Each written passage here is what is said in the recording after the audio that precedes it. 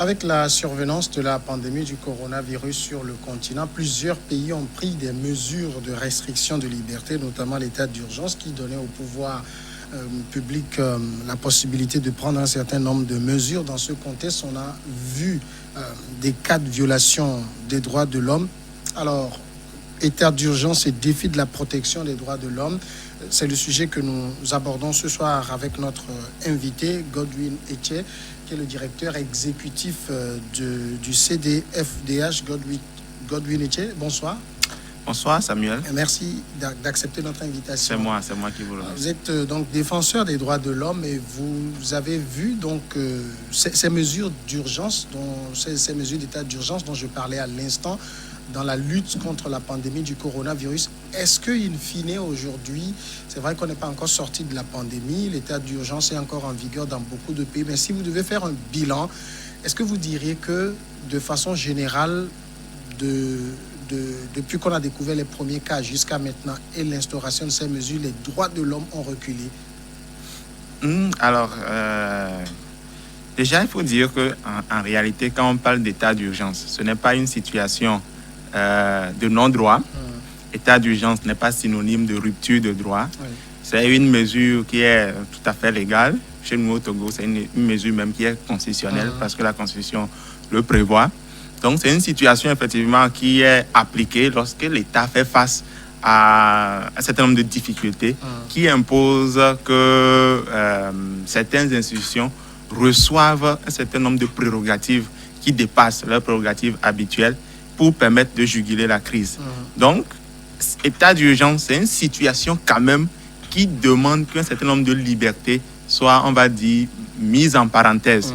C'est un peu la question de la liberté, par exemple, de manifestation, bien de liberté d'assemblée, de réunion, qui, en période d'état d'urgence, ne peut pas être exercée. Donc, c'est une situation effectivement assez délicate qui amène à restreindre dans le cadre de la loi un certain nombre de libertés, mais qui ne doit pas normalement donner un boulevard à des violations ou bien à des abus des droits de l'homme.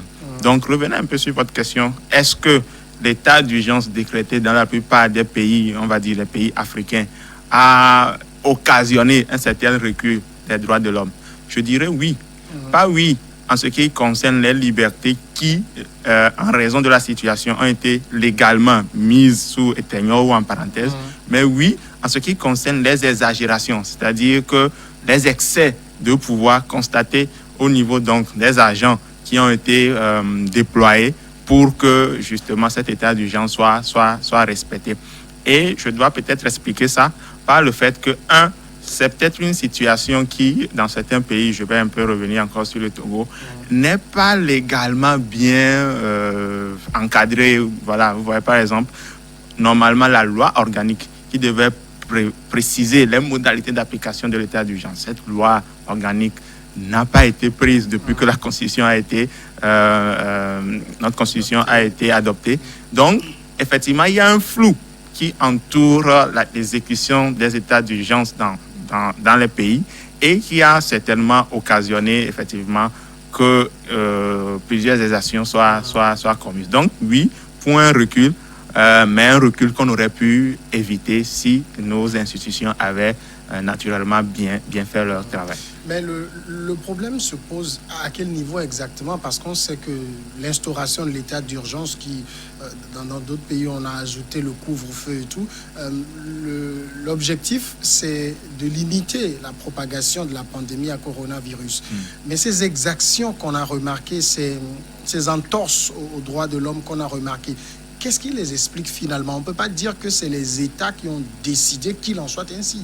Je crois que de façon générale, quand on va finir de dire que cette crise a frappé tout le monde par un coup de surprise, il faut reconnaître qu'il y a une certaine impréparation d'ordre structurel dans nos États africains qui, effectivement, dans une situation de crise comme la crise à coronavirus qu'on a traversée, a naturellement entraîné une situation qu'on n'arrive pas à maîtriser. Vous voyez, si vous prenez certains États, je n'ai pas souvent fait les comparaisons, mais si vous allez en France, par exemple, vous voyez que bien que la crise ait frappé de plein fouet ces pays européens, étant donné que d'un point de vue institutionnel, l'État est plus ou moins bien bâti, bien organisé, la situation de crise, il y a eu une capacité assez optimale d'adaptation à la situation de crise. Mais cette impréparation qu'on constate dans nos pays africains a fait que justement, lorsque on a dit qu'il y a eu état d'urgence, et c'est ce qu'on a constaté quand les couvre-feux ont été imposés, que des agents qui ont été déployés pour assurer le respect des couvre-feux, on a l'impression qu'ils n'ont pas compris les instructions. Oui. Je ne dirais pas tous les agents, parce que je fais partie de ceux qui croient que les forces de l'ordre et de sécurité sont assez disciplinés, font un travail formidable, mais je dirais que certains agents n'ont manifestement pas compris. Ou si on arrive à me prouver qu'ils n'ont pas compris, alors c'est encore plus grave. Ça voudrait dire qu'il y en a qui font fi de l'ordre qui a été donné. Oui. Et pour moi, c'est un problème plus grave quand un agent ne respecte pas les instructions qui ont été données. Parce que pour moi, justement, rien ne peut expliquer que pendant qu'on dit empêcher les gens de circuler, faites en sorte que la crise le virus ne se propage pas, on constate qu'on arrête les gens, on les bastonne. Il y en a même qui, suite donc aux coups qui ont été reçus, ont dû perdre la vie. Et donc, c'est une situation que moi, personnellement, je n'arrive pas à expliquer. C'est pour ça que je dis, soit l'agent n'a pas bien compris les instructions, soit l'agent n'a pas la conviction que lorsque je pose tel acte, il y a telle sanction qui m'attend. Et cela relance justement la question de l'impunité dans notre pays. Je vais en venir à ça, mais en même temps, est-ce que vous dites finalement que cette situation d'état d'urgence accompagnée de coups-feu, etc., a révélé la faiblesse structurelle des mécanismes qui existent pour le respect des droits humains? Je pense que, en fait, comme je le dis, la crise à Covid, moi, je l'ai toujours perçu comme, vous savez, c'est comme un haut-parleur ou un micro. Quelqu'un dit que si tu n'as pas une bonne voix, si on vous donne un micro, c'est tellement que vous n'allez pas... En fait, tout le monde va constater que vous n'avez pas une bonne voix. Et donc, la crise qui vient, un peu comme une tempête qui s'abat sur un édifice, si au préalable, l'édifice a un certain nombre est un peu stable, la crise ne peut pas avoir un impact aussi sérieux, surtout sur la question des droits de l'homme. Donc, justement, nous l'avons plusieurs fois soulevé. En ce qui concerne la situation des droits de l'homme dans notre pays, on pense qu'il y a beaucoup d'efforts, mais au même moment, beaucoup de laisser-aller. D'abord, en ce qui concerne les interventions des agents des forces de l'ordre, où on a plusieurs fois relevé qu'il y a eu des cas de violence policière. On pense que même au-delà donc des agents des forces de l'ordre, on va revenir peut-être sur les questions de santé. En ce qui concerne les infrastructures de santé, nous pensons que et c'est un peu le cas dans la plupart des pays en Afrique, nos structures de santé sont à une étape assez embryonnaire où c'est difficile, même en temps normal, d'avoir accès à des soins appropriés.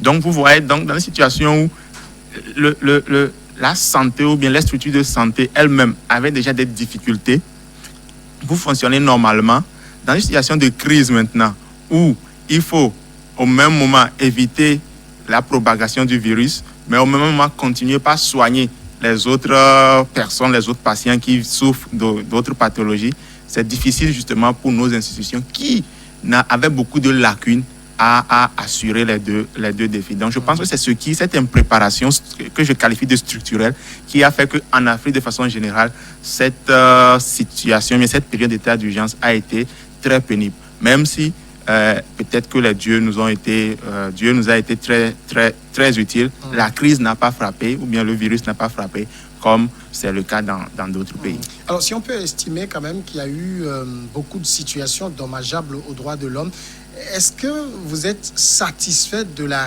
réponse apportée, par exemple, à l'autorité qui est garante de la protection de la vie humaine au cas de violation des droits de l'homme? Oui, je pense que même avant de parler donc de la réaction des autorités lorsque il y a eu ces défis, quand vous parlez de la vie humaine, ce n'est pas seulement lorsque une personne ou un agent, lors de son intervention, arrive à attenter à la vie d'une personne. C'est aussi même la crise qui est constitué comme un élément qui porte atteinte à la santé de l'individu et donc à sa vie. Et donc, si les structures sanitaires étaient assez optimales, ça devait nous permettre justement de pouvoir... Vous parlez là du droit à la santé. Du droit à la santé, de pouvoir donc accompagner ou bien de mieux accompagner les victimes. Maintenant, sur la question de la réaction des autorités, lorsqu'il y a une situation qui met en péril la vie d'un citoyen, oui, justement, comme nous l'avons tous déploré, et il y a eu plusieurs interventions, on pense qu'il y a une sorte de laxisme quand il s'agit d'intervenir lorsqu'il y a ces cas de violence policière. Je dois quand même saluer le fait que, par exemple, dans notre pays, hier, il y a eu quelques premières réactions sur faisant état de ce que un agent qui serait auteur donc, du décès du jeune Mohamed, cet agent doit faire face à la justice. Je pense que c'est un bon signe qu'il faut saluer. Mais de façon générale, ce qu'on constate et qui constitue une lacune qui a été encore exacerbée par cette crise, c'est que quand il y a des situations de violation des droits de l'homme, quand on arrête quelqu'un, quand quelqu'un est tabassé, quand quelqu'un a dû perdre la vie au cours donc, de traitements, de mauvais traitements, on sent qu'il y a comme un laxisme de la part de l'autorité qui est censée en réalité ou bien mettre en marche une action pour poursuivre la personne. Mais pour moi, c'est une politique de 2 poids 2 mesures peut-être.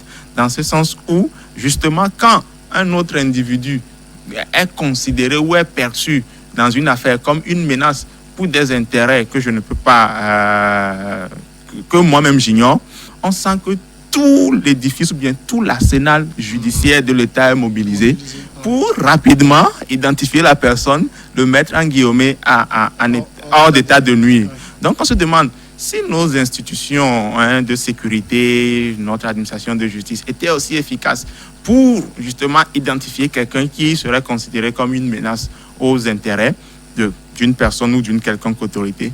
Pourquoi, lorsque justement une affaire est révélée dans l'opinion et que tout le monde, toutes les voix se portent pour dire que justice soit faite, pourquoi justice n'est pas faite? Pourquoi justice n'est pas faite il y a de cela, avant cette crise, il y a de cela 2 ans, quand la crise sociopolitique a eu lieu et qu'il y a eu beaucoup de personnes qui ont été arrêtées, qui ont été frappées, qui ont été tuées. Pourquoi justice n'a pas été faite? Donc, c'est cette question que nous, défenseurs des droits de l'homme, nous posons et peut-être qu'un jour, on trouvera une réponse. Un autre point également qui est important, c'est pour vous qui êtes défenseurs des droits de l'homme, la possibilité de faire votre travail, j'allais dire, de collecte de données, de monitoring, même de prévention. Est-ce que cette période vous a été, j'allais dire, assez propice à faire votre travail convenablement? Alors, il faut savoir que la crise a frappé tous les secteurs. Et justement, pour la plupart des organisations, on a été obligé dès les premières semaines, bien peut-être justement dès les premières semaines, à faire un service minimum. Et vous voyez un exemple très très concret. Quand le couvre-feu était commençait par exemple à 20h, vous soyez défenseur ou pas, si vous sortez, vous avez un problème. Or, durant cette période, plusieurs citoyens ont fait état de ce qu'ils ont été violentés, etc. Donc, quand vous êtes défenseur des droits de l'homme et que vous apprenez en même temps que tout le monde, peut-être dans un groupe WhatsApp, 8 heures plus tard, 12 heures plus tard, 24 heures, 48 heures plus tard, qu'il s'est passé tel incident dans tel quartier, c'est difficile, effectivement, de procéder à des vérifications parce que vous n'avez pas l'information quand l'incident se produisait. Donc, justement, je pense que c'est une situation difficile, mais la plupart des organisations, et nous particulièrement au niveau du centre de documentation et de formation sur les droits de l'homme, nous avons essayé quand même de nous tourner vers l'outil digital qui nous a permis quand même de lancer une application que nous avons appelée Honam et qui a permis justement aux citoyens, pendant cette période où c'est difficile de multiplier les contacts physiques, de pouvoir nous saisir à travers l'application, de nous dire j'ai tel souci, j'ai besoin de vos conseils, j'ai besoin de vos appuis. Ça nous a aussi permis quand même de démêler le vrai du faux parce qu'il y a eu justement beaucoup de fake news, des informations circulées sur les réseaux sociaux. Des gens ont pris des photos du Burkina Faso, du Sénégal et qui ont dit ça se passe à Lomé.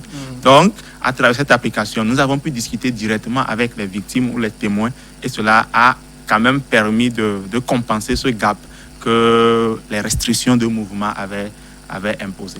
Alors, en même temps, lorsque vous avez la possibilité de faire votre travail, d'avoir des informations, est-ce que cette passerelle existe entre vous et l'autorité pour qu'il y ait cette remontée d'informations, pour qu'on ait une réactivité des autorités? Je pense que, en principe, les défenseurs des droits de l'homme et l'autorité ne sont pas des ennemis. Ils sont considérés comme des partenaires pour la question des droits de l'homme. D'autant plus que c'est l'autorité qui est le premier responsable en matière des droits de l'homme. Et nous, particulièrement, nous avons développé quand même cette relation avec l'autorité qui nous amène, chaque fois que nous avons des informations, à saisir par exemple la CNDH, nous avons eu à saisir la CNDH, à saisir les autres institutions comme le ministère des droits de l'homme, le ministère de la sécurité, etc., pour leur dire, il y a telle situation. Et nous pensons justement qu'il faut mener une action pour répondre à cela.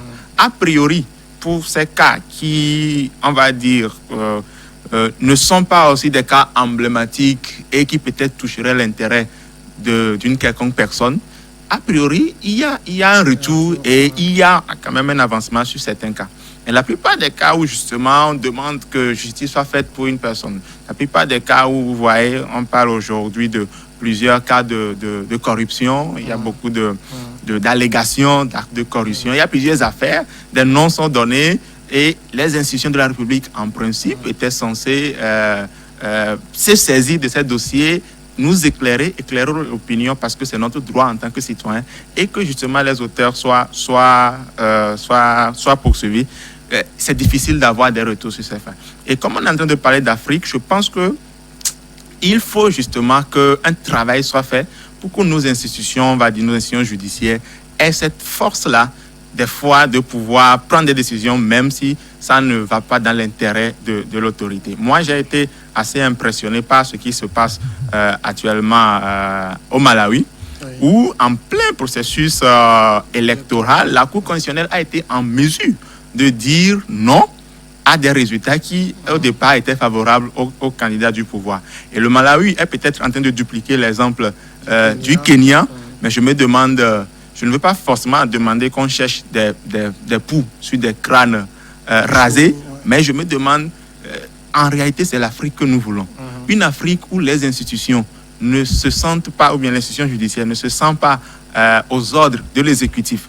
Et l'institution judiciaire se sent suffisamment indépendante pour que, lorsqu'il y a un problème, il puisse rappeler l'exécutif à l'ordre. C'est en réalité l'Afrique que nous voulons en tant que défenseurs des droits de l'homme.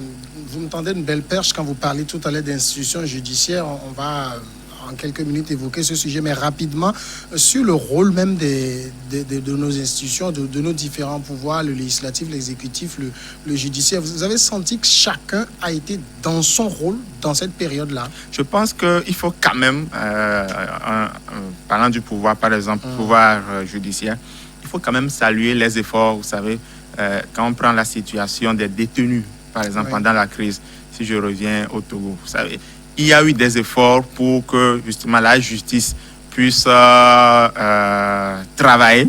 Moi, j'ai appris, selon quelques informations, l'information officielle n'a pas été rendue, mais j'ai appris par exemple qu'il y a eu des audiences expéditives ou foraines dans certaines prisons pour permettre que certains cas légers qui ne nécessitaient pas forcément une détention, ces cas soient traités et que ces personnes soient libérées, pour éviter la surpopulation en milieu carcéral. Je crois que c'est un effort qu'il faut saluer. Vous savez, au début de la crise, dans plusieurs pays, il y a eu des libérations, enfin des grâces présidentielles pour libérer plusieurs détenus. Et ça s'est passé au Togo aussi. Donc, il y a quand même eu des efforts au niveau de chaque pouvoir judiciaire. On aurait espéré peut-être plus de mesures au niveau du Parlement. On a eu l'impression qu'ils étaient beaucoup plus préoccupés par d'autres sujets, par exemple le nucléaire. Je pense, sans jeter de l'opprobre sur cette institution, je pense quand même qu'il faudrait trouver le cas d'expliquer en quoi, par exemple, le nucléaire était une urgence pendant qu'on se posait la question de voir comment faire pour que les élèves qui sont en train de retourner à l'école actuellement ne soient pas victimes de contamination. Donc je me demandais, personnellement, j'aurais attendu plus d'actions, on va dire, des actions beaucoup plus concrètes au niveau du Parlement plutôt que de voter certaines lois qui, selon moi, ne sont pas assez assez urgente vu le contexte. Je parlais donc de cette perche tendue sur la question même de la justice, de l'institution judiciaire et de son indépendance. Il y a ce débat qui est né au Togo et qu'on aura peut-être le temps d'approfondir à d'autres occasions, mais sur la présidence du Conseil supérieur de la magistrature qui doit garantir l'indépendance de la justice en tant que système. Ce débat au Togo, c'est qu'un avis de la Cour constitutionnelle faisait en sorte que le président de la République, qui est chef de l'exécutif, pouvait en même temps être président du Conseil supérieur de la magistrature. Ça craint pour vous? Oui, ça craint, et ça craint doublement. Parce que justement, la question dont vous parlez, c'est que, en fait, avec la révision constitutionnelle que nous avons eue en 2019, il y a eu un certain nombre d'articles qui ont été touchés. Nous avons fait plusieurs interventions pour montrer que certains articles, par exemple, consacreraient peut-être l'impunité au niveau de l'exécutif ou au niveau du président de la République. Mais en ce qui concerne la question de la Cour suprême de magistrature, il y avait un alinéa de l'article 16 qui disait que justement le président de la Cour suprême devait assurer la présidence donc, de la Cour, du Conseil supérieur de la magistrature. Mais cet article a été touché, donc cet alinéa a été enlevé. Et à la place, on a dit qu'une loi organique devait permettre justement de déterminer les modalités, etc. Et il s'est fait que, selon les informations que nous avons reçues, la Cour constitutionnelle a été saisie par le président de la Cour suprême pour savoir, OK, actuellement, quelle est donc cette personne qui peut assurer la présidence du Conseil supérieur de la magistrature. Et selon l'avis qui a été rendu par la Cour constitutionnelle, c'est la personne du chef de l'État, le président de la République, qui devait assurer la présidence du CSM.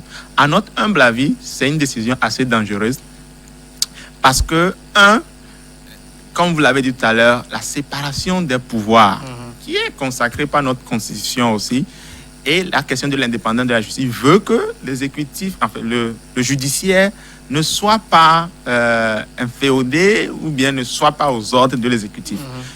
Donc, la séparation des pouvoirs veut que toute immission de l'exécutif dans le travail du judiciaire soit limitée. Or, si, par exemple, vous voyez, pour ceux qui sont un peu des spécialistes sur la question, quand on parle des magistrats debout, qui sont généralement procureurs, etc., ce sont des magistrats qui sont sous l'autorité du ministre de la Justice. Ça veut dire que quelque part, ce n'est pas que l'exécutif est totalement absent du travail du judiciaire. Mais si on demande que le CSM, qui n'est pas n'importe quel organe, mais qui est l'organe qui gère la vie ou bien la carrière des magistrats, c'est-à-dire que c'est l'organe qui peut décider donc de sanctionner par exemple un magistrat, c'est l'organe qui peut décider d'affecter un magistrat.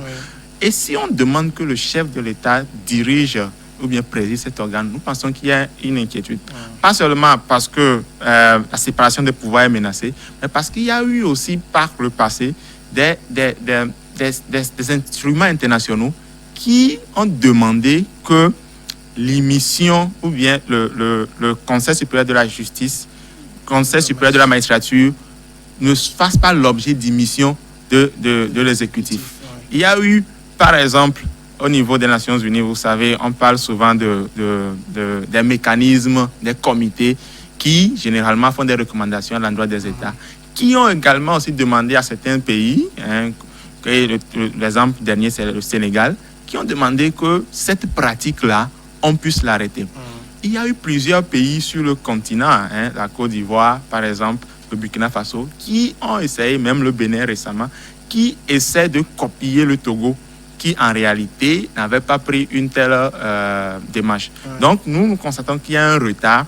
Et en réalité, pourquoi nous nous intéressons à cette question?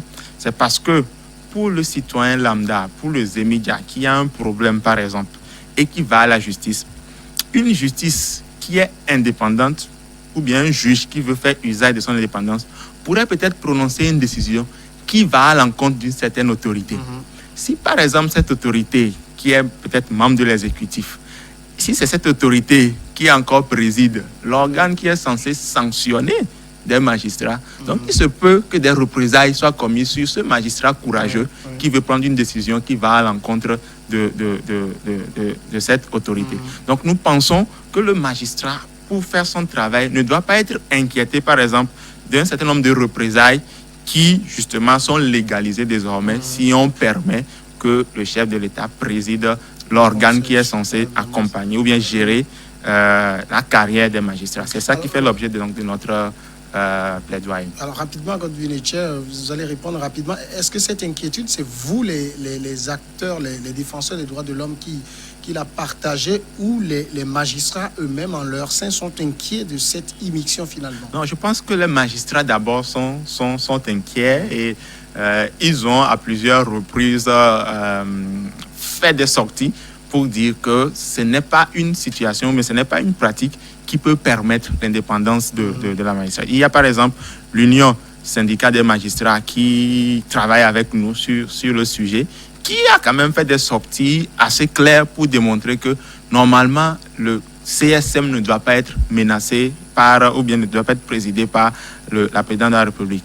Et même si les magistrats n'avaient pas parlé, moi je pense que c'est de notre droit de citoyen, citoyen tout court, pas même défenseur des droits de l'homme, mais de citoyen tout court, d'exiger que la justice fasse bien son travail. Vous voyez, aujourd'hui, on parle d'affaires de corruption, on parle de scandales de corruption, et tous les regards sont tournés vers la justice. La justice a toujours été présentée comme le dernier rempart du citoyen. C'est-à-dire que quand le Zémidia a un problème, quand la revendeuse de bouillie du quartier a un problème, tout le monde peut la bafouer ou bien peut bafouer ses droits. Mais au moins, quand tu viens devant le juge, tu dois avoir cette certitude que le juge peut prononcer une décision en toute indépendance. Et donc, si le juge qui veut prononcer sa décision doit être inquiété par cette super présence de l'exécutif dans son travail, nous pensons que c'est un problème pour l'état de droit. Et peut-être pour finir, nous avons souvent mené des batailles pour que le cadre légal et institutionnel ne soit pas déstabilisé. Les gens ne l'ont pas compris. Mais moi, je dis, vous savez, lorsque vous dénoncez des irrégularités, alors que les tests sont corrects, c'est une chose. Et maintenant, si la situation se complique de telle sorte que même les tests qui étaient censés être le soubassement de votre combat, ces tests aussi soient corrompus, vous ne pourriez même plus défendre une quelconque liberté. Parce qu'on vous dira que, eh bien, l'action qui se pose est une action légale. Et c'est un peu ce qu'on a constaté il y a de cela bientôt 1 an, lorsque la loi sur la liberté de manifestation a été modifiée. Ces libertés dont on se plaignait de la restriction ont été quasiment légalisées dans cette loi.